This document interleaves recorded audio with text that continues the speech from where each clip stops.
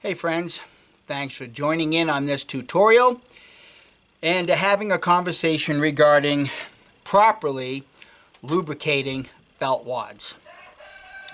Now I'm not going to give you my personal recipe just simply because there is as many recipes out there for lubricating felt as there is stars in the sky, okay? Work with it a little bit and settle on what works good for you. And you really need to find the proper mixture that also includes the beeswax. If your beeswax is not to the proper proportion of what you're making as a lube, you could have issues with, and this was just recently poorly demonstrated on another channel, you could have a felt wad and squeeze it, and you could just see everything drip. That's not properly mixed, and you've oversaturated your felt, okay? So there is a right way to do this, and there is a wrong way to do this, okay? I've seen guys on YouTube do a 50-50 mix of beeswax and lamb's tallow. They'll take their little square, dip it into their mixture once it's heated up and liquefied, and then they'll take it and hang it up to drip dry. Depending on what your temperature is, this is why I like doing it outside and in the sun, and I'll demonstrate the reason why in a moment or two. But when you do that, the wax begins to solidify before your felt really becomes solid, but it becomes inflexible. You've oversaturated that. So when you go to load that up, you may be squeezing all that extra oil onto your powder charge, and you could be losing accuracy. So there is a right way to do this. Now I get it. This is all personal opinion. In my opinion, I'm going to show you how to do it the proper way, because I learned early on if you walk in the field with a loaded revolver with grease or oil on top of the round ball and the temperature's just right, that wax softens, and then all that oil and all that the wax begins to bleed through and onto your holsters and eventually onto your clothing. Putting a felt wad between your powder charge and the round ball prevents that, okay? But once again, there's a right way to do it and there's a wrong way to do it. I've got my mixture ready to go, but it's kind of it's starting to solidify, so I'm going to go warm it up, and I'll come back and I'll demonstrate how to do this. Okay, my mixture is liquefied. I have a pan here. I'll put my felt into the mixture. Let it soak up a little bit. Let it drip just a little bit back into the pan. Now because this is sitting in the sun, this is already warm. And the benefit of that will be seen in just a minute.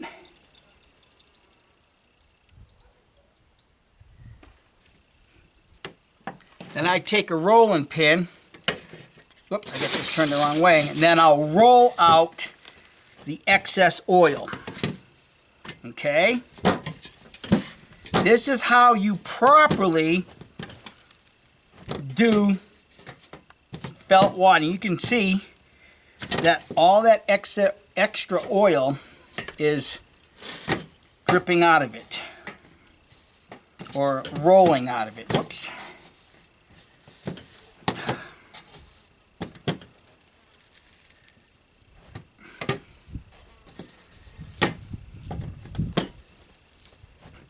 Now this can be a little messy, yes, but as you can see, I'm getting out a lot of that excess oil that once this solidifies, it won't be contaminating your powder charge.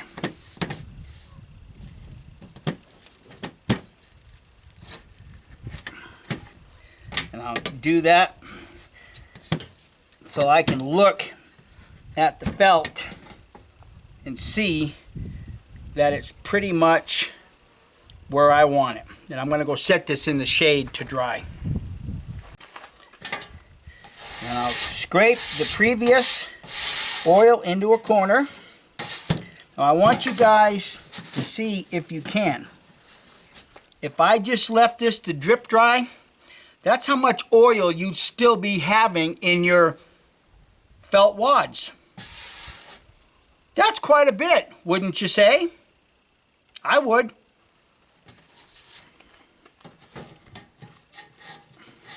And yes, it does get a little messy, but since I make these to sell, I don't just do one or two at a time.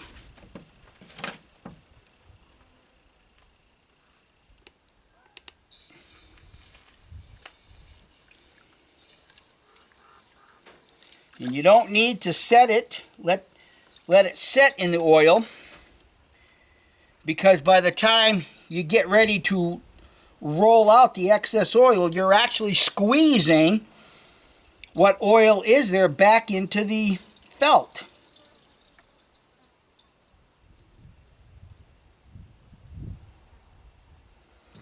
Stop dripping. And the reason why I like a warm tray and doing this in the sun is because the warm tray helps with the rolling out of the excess oil. If this tray was cold, it would start solidifying much sooner.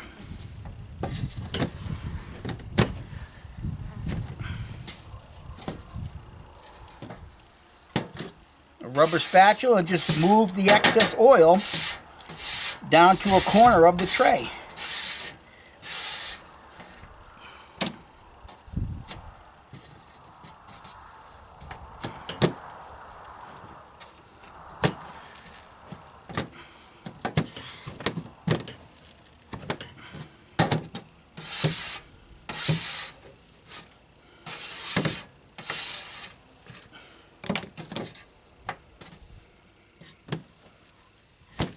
Work the edges,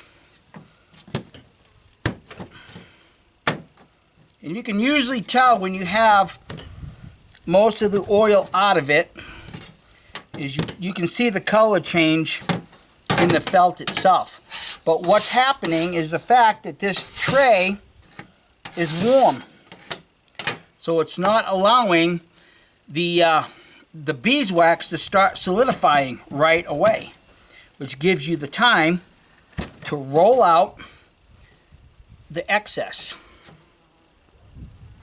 All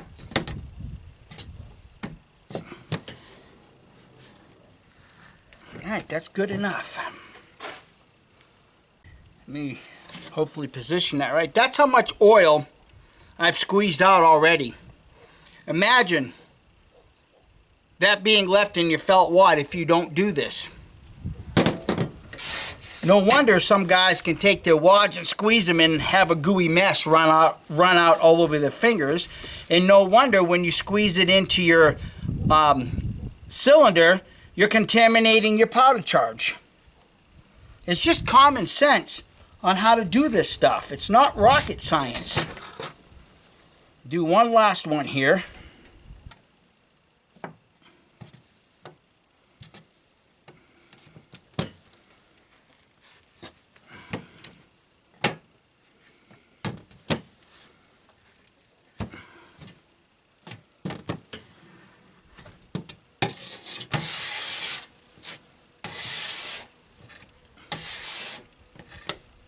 See, it's nice and warm here in the sun, so I can clean everything out of my way and continue squeezing out the excess oil.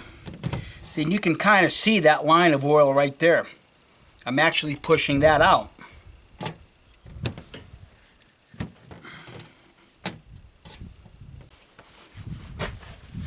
Then obviously, you can take all that lube and put it back in the pan and reheat it and continue on. And like I said, this way does get a little messy, There's no doubt about it. And some guys might complain about it, but you don't hear me complaining about my felt wads being oversaturated or squeezing them and have a bunch of oil come out on my fingers. And if you do, I've done a video some time back where I accidentally left my felt wads in the warm sun, and that wax softened up and they started getting a little oily. Well, make sure when you have your felt wads, you keep them in the shade. That won't happen. So here's another way that you can do it if you don't want to use some sort of rolling pin. Okay? And for some, this might be a little more convenient. And if you think this is too messy, then you know what? Maybe have your wife or girlfriend do it. They'll love how soft it makes their hands. Okay? You can do it this way also. You can see that everything's cooling off because it's solidifying already. But then you can take and then they just scrape off the excess. And make sure you use a little bit of pressure to do it because you'll want to. Yeah, my oil's cooling off just more than I like to have it at this point. Yeah, I'll tell you what. Let me go warm up my oil. Because see, this is what happens when it dries too quick. And this very much could happen when it's in your home. And then when you're out in the field, you can grab one and squeeze. Oh, look at all that oil coming out. Alright, so I'm going to go warm up the oil and resaturate that and start over. Alright, so let's dip this back into the hot oil. Let everything become liquefied once again. And go back to what I was demonstrating. Okay, yeah, I didn't let it drip dry.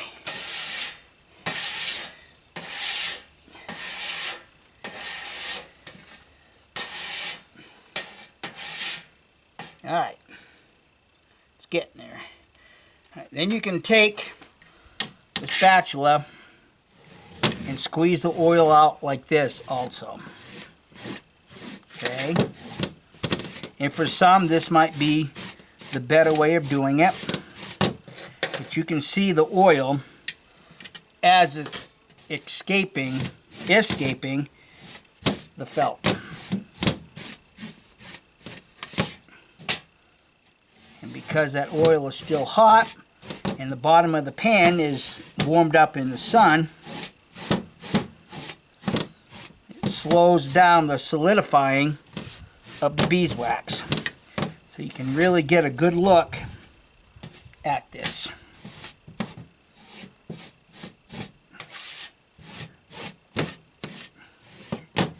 Okay. That one is to my liking.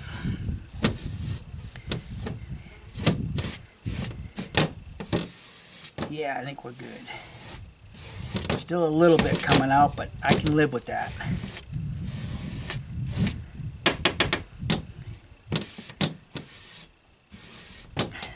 Alright. Got one more to do.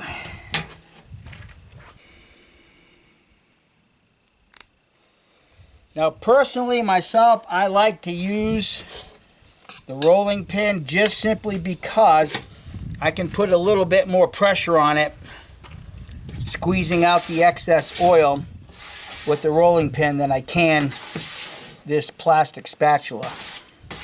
So you might want to, keep that in mind. But here again, you also have to remember, I make several thousand of these at a time.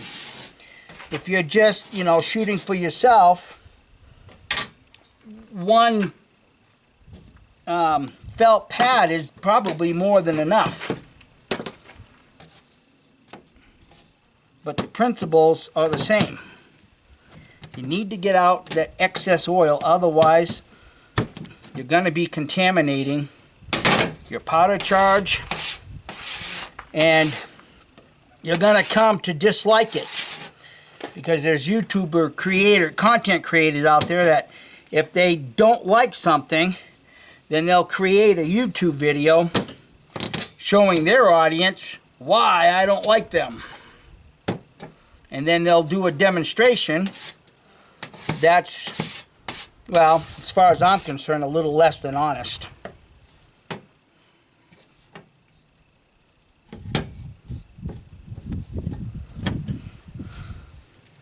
What does it old Confucius say?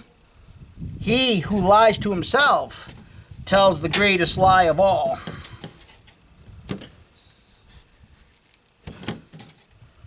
Alright, it's a little more heavier. There we go. Now I can get out some of this excess by just doing this.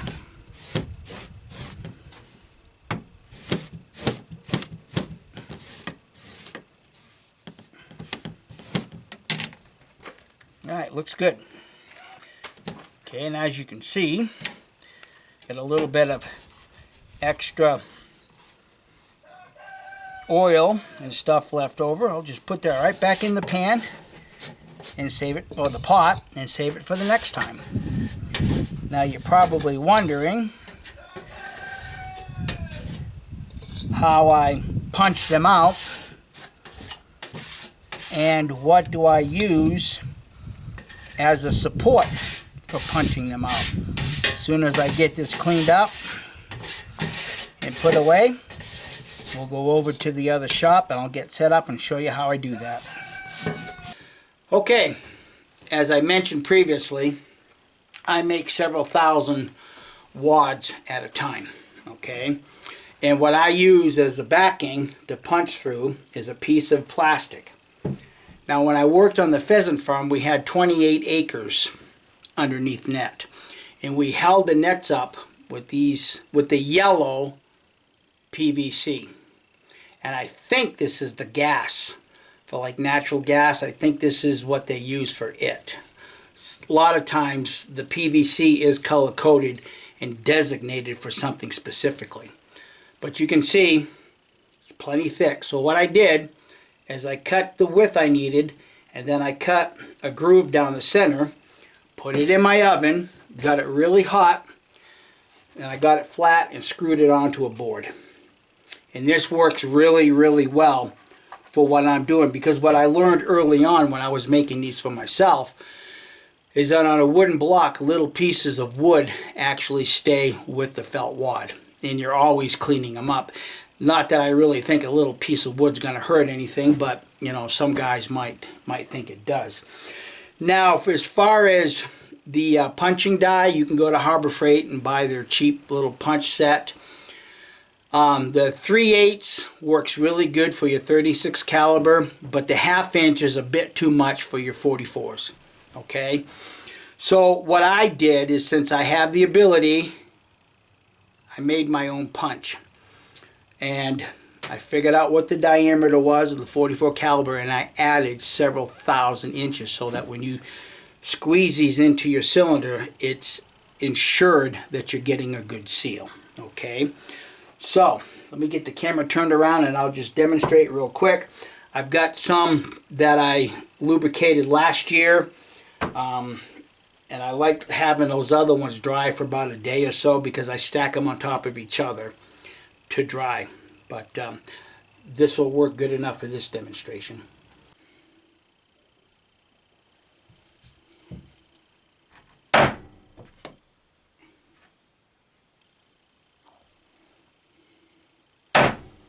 Now I don't normally hold it like this. I'm only doing this just to demonstrate. But I can get 5 or 6 into this die until they start coming out, and typically what I'll do is I'll hold it in a position so that I can feel it fall off into my hand, and then I know I got to clean it out.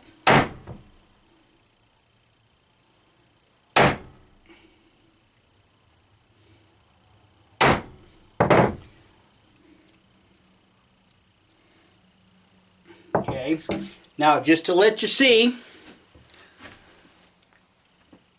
nothing's coming out of that. It's not over saturated. Okay?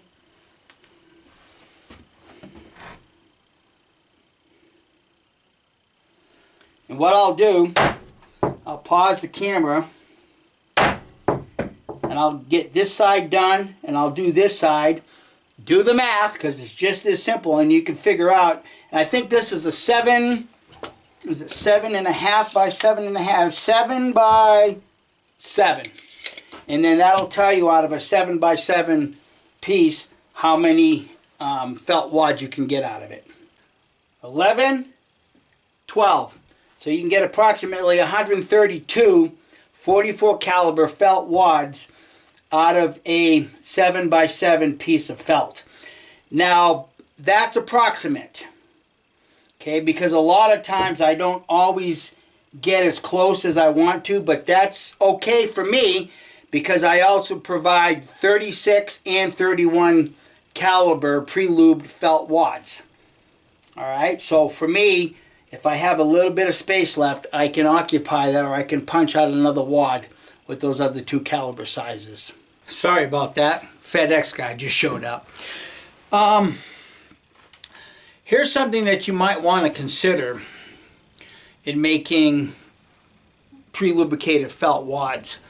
And I know maybe some guys don't think about this, but if you're observing your felt wad making it out to your target, I know on the channel The Old Ranger, he's demonstrated that the felt wads make it to his target. I think he's shooting like at 22 yards or something like that. I typically shoot at 16, and I observe it from time to time, the felt wads making their way to the target.